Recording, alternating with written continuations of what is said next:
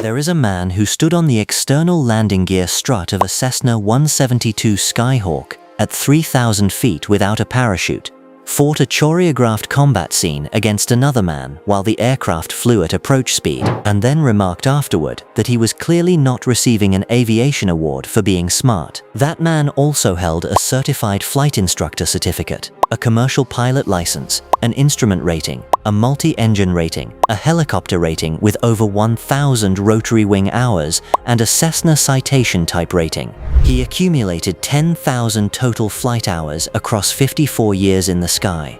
He co-owned a commercial aerial cinematography company that supplied aircraft and precision pilots to major Hollywood studios. He spent years turning wrenches on a Douglas C-47 alongside World War II veterans to restore it for a transatlantic flight to Normandy. And he was terrified of balconies. Treat Williams was not an actor who occasionally flew.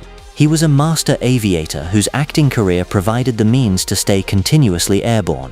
What follows is the complete record of that aviation life, starting where it began, with a lost ring on a football field in Connecticut, and ending with the aircraft that defined it. In 1969, Treat Williams was a teenager at a football game in Connecticut when he was entrusted with holding his coach's ring. He lost it. The coach, who was also a licensed flight instructor, offered 2 free flying lessons in a Piper Super Cub at Candlelight Farms Airport, a grass strip near Danbury, in place of financial restitution. The Piper Super Cub is a fabric-covered single-engine tailwheel aircraft, producing roughly 100 horsepower.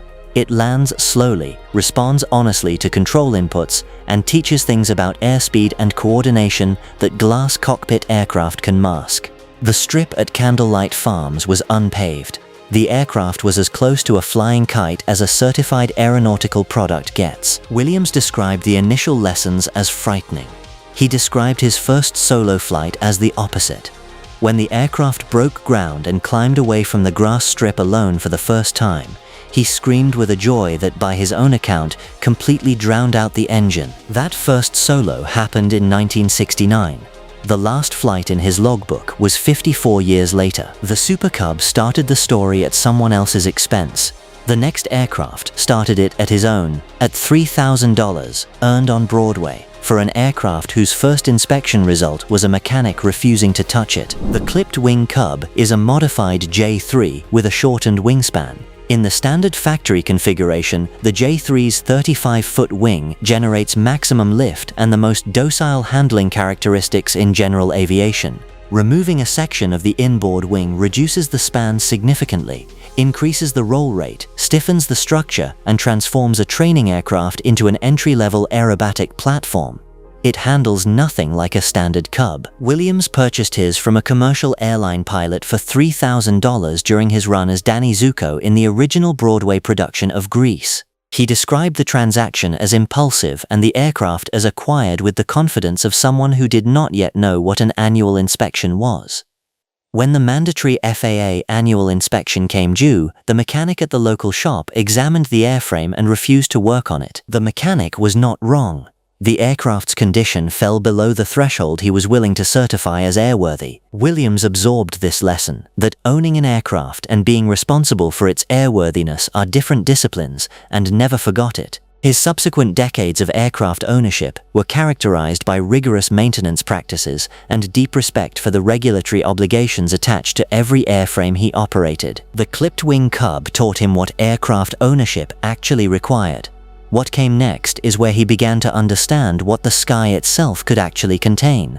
One coast at a time in a Piper Cherokee, commuting to a Steven Spielberg film set. The Piper Cherokee PA-28180 is a low-wing, single-engine, all-metal aircraft. Lycoming 0360 engine producing 180 horsepower, stabilator tail, an all-moving horizontal surface providing precise pitch authority. Tricycle gear, making it considerably more forgiving on landing than the tailwheel Cubs that preceded it in his logbook. During the production of Steven Spielberg's 1979 film 1941, Williams flew this Cherokee from Teterboro Airport in New Jersey to Burbank, California, to report to work.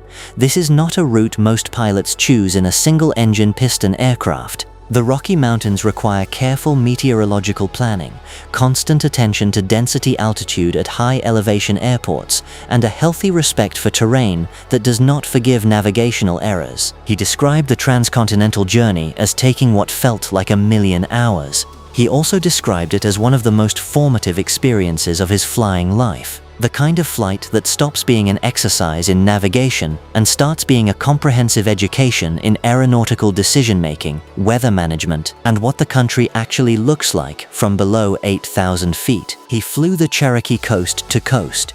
Then he did it again going home. These hours count toward every certificate he subsequently earned. For 8 years, Williams co-owned and operated Cineflight, a commercial aviation services company he established in partnership with his closest friend, Henry O'Gorty. Based on the West Coast, Cineflight supplied aircraft, camera-equipped helicopters, and trained precision pilots to major Hollywood motion picture and television studios.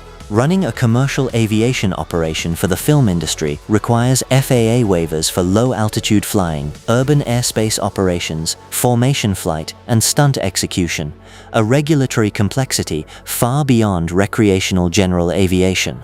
Williams navigated all of it. It was during the Cineflight era that he collaborated with Art Scholl, one of the most technically precise aerobatic and stunt pilots in American aviation history, later killed during the production of Top Gun, on the 1981 action film The Pursuit of D.B. Cooper. The two men attempted to destroy a car driven by Robert Duvall using the fixed landing gear of a Boeing Stearman biplane, flying the aircraft feet above the ground to make physical contact with the vehicle. This is a stunt that describes itself. Several years later, Williams' commitment to practical effects reached a different category entirely. He climbed out of a Cessna 172 in flight, positioned himself standing on the external landing gear strut at 3,000 feet, and performed a choreographed fight scene against another person while the aircraft flew at approach speed. No stunt double, no parachute. The aerodynamic drag on a standing human body at 70 to 80 knots is considerable. Maintaining grip while executing choreography requires strength, spatial awareness, and the precise understanding of what happens to a body if the grip is released. Williams reflected on this stunt with characteristic honesty. He was not receiving an aviation award for being smart. He was receiving one, eventually, for being extremely good. Drop Texan in the comments right now. Just that word. It tells us you are still here, and this channel continues because of people who stay this far. What comes next is where Williams spent 2 decades operating complex twin-engine aircraft, including one he flew for 20 years straight. Stay with it. The Piper Seneca II PA-34-200T runs 2 Continental TSIO 360 turbocharged engines. Turbocharging allows the aircraft to maintain sea-level manifold pressure at altitude, enabling flight above icing conditions and at elevations where weather systems lose their teeth. But the engineering detail that specifically mattered for Williams was counter-rotating propellers.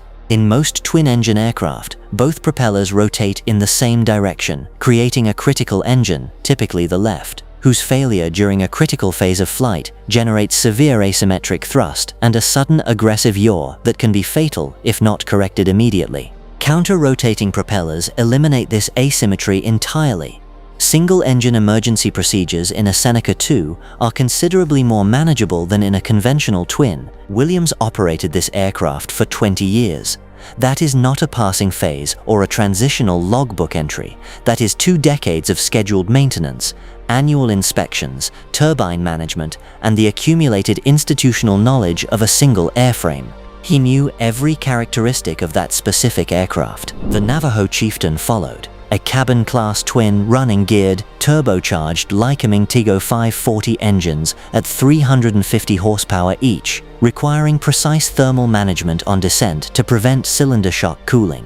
Williams used the Navajo primarily as a high-speed aerial station wagon, transporting his family between Park City, Utah, and their summer home in Vermont, the aircraft that was simultaneously a corporate workhorse, a family vehicle, and a logbook entry toward 10,000 hours. His ideal hangar in later interviews: a Piper Cub for the grass strip in Vermont, and a Piper Aztec for everything else. The Aztec's steel tube truss fuselage, legendary payload capacity, and docile stall characteristics made it, in his estimation, the ideal combination of capability and forgiveness for the kind of instrument flying he did regularly in New England weather. The twins carried his family safely through 20 years of cross-country operations.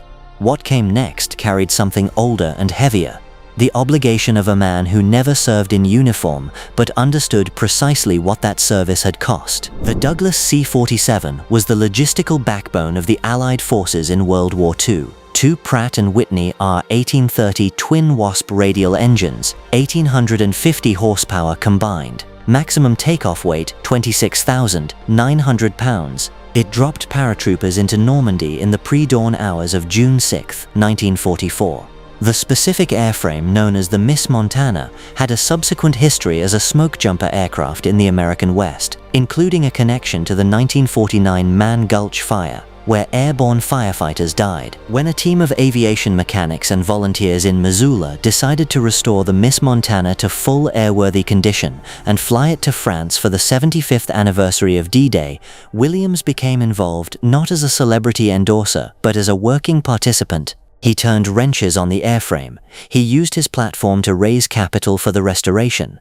He forged personal friendships with D-Day veterans in the Missoula community, including a local man named John Nelson who had been there. He had never served in the military. He was explicit about this. The restoration was, for him, a non-negotiable obligation, the closest available act of acknowledgement for what the people who flew those aircraft had done on his behalf. When the Miss Montana flew to Normandy, Williams was aboard carrying two items in his personal flight bag: his late uncle's Purple Heart, and the original telegram his grandmother had received notifying her of her son's death in combat over Japan. He did not announce this at the time. He did not frame it as a tribute or a statement. He simply brought them with him. That is the kind of detail that does not require commentary. The North American T6 Texan earned one name above all others from the men who flew it: the pilot maker. It was the final advanced trainer for United States Army Air Forces cadets before they were handed the keys to P-51 Mustangs and F-4U Corsairs. 15,495 airframes were built between 1940 and the 1950s. The last known military operator, the South African Air Force, retired its T6s in 1995, 60 years of working military service from a single design. The engineering demands the name. A Pratt & Whitney R1340 Wasp 9-cylinder radial engine producing 600 horsepower. Narrow-track retractable tailwheel landing gear that generates severe ground loop tendencies if the pilot's feet are not precisely and continuously managing the rudder pedals throughout the entire landing roll. Massive engine torque, requiring deliberate left rudder on takeoff to maintain directional control. No forward visibility over the engine cowl from the cockpit, a characteristic described by its wartime pilots as learning to land by looking sideways. The T6 was designed to be difficult. Cadets who could not master it did not progress to combat aircraft. That was the point. Williams' specific airframe, N522LU, was originally built during the war and rebuilt in 1952 by North American Aviation in Fresno into the modernized G model variant. Improved cockpit layout, increased fuel capacity, steerable tailwheel. Then entered the United States Air Force inventory in 1953 under serial number 528218.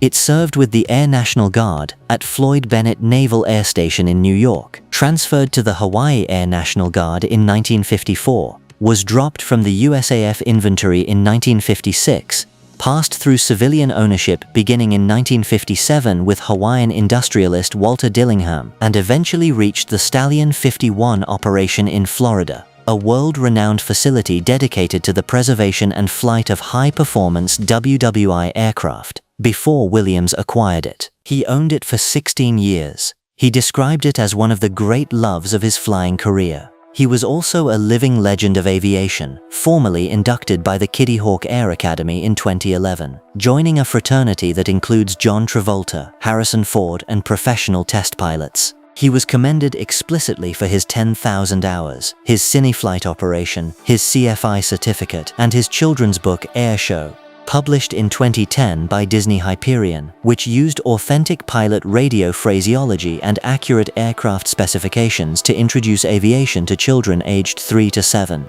He named the child characters Ellie and Gil after his own daughter and son. He flew it aerobatically. Barrel rolls, backflips, high-G maneuvers in an aircraft with 600 horsepower and a propeller that wants to drag the nose left and down under torque if the pilot's attention lapses for a moment. He did all of this while living with a phobia of heights so severe that standing on a balcony or approaching a carnival Ferris wheel produced genuine terror. The cockpit of the T6 produced the opposite, because in the cockpit, the sky was not a void he might fall into. It was a medium he understood completely, with controls connected to surfaces he had mastered over decades, in an aircraft that responded honestly and without forgiveness. He flew the T6 over his family's farm in Vermont. When they waved from the fields below, he banked the aircraft and waved back with the wings. That is what 10,000 hours looks like from the ground. On June 12, 2023, Treat Williams was killed in a low-speed motorcycle collision on a country road near his home in Dorset, Vermont. He was 71 years old. The driver of a Honda Element turned left directly into his path. The man who had stood on the landing gear of a Cessna at 3,000 feet without a parachute, who had spent 20 years operating counter-rotating twin-engine aircraft through Rocky Mountain weather and icing conditions over New England, who had accumulated 10,000 hours across 7 aircraft types, a citation type rating, a helicopter certificate, and a certified flight instructor credential earned through a lifetime of rigorous, unglamorous, daily dedication to the discipline of flight. The Aircraft Owners and Pilots Association issued a formal tribute. The Pearl Harbor Aviation Museum issued a formal tribute. Organizations that place no value on cinematic fame and every value on airmanship recognized him for what he actually was. His North American T6 Texan was in a hangar in Vermont when he died. Drop pilot maker in the comments if you made it here. Just that. If this is the kind of aviation life this channel covers, the genuine ones, the ones built hour by hour over half a century instead of purchased on a weekend, subscribe. The next video follows an aviator whose record is equally serious and whose aircraft collection is considerably more expensive. Some of the numbers attached to what he owns are not what you expect from a man whose public image is built entirely around something else.